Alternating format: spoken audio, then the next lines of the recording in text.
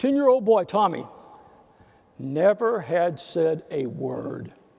Not a single word did Tommy say. One morning he came to the breakfast table. He slammed his hand on the table. He said, "This toast is burnt." It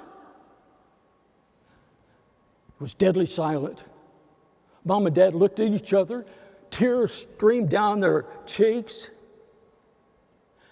Then they jumped up and they did a happy dance as a group, and oh, they were so excited. And finally, when everything calmed down, Dad said, Tommy, you spoke. He said, in all your life, you've never spoken.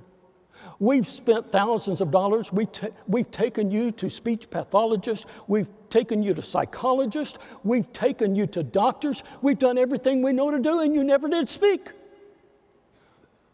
Why haven't you spoken before now? And he said, well, until now, everything's been okay.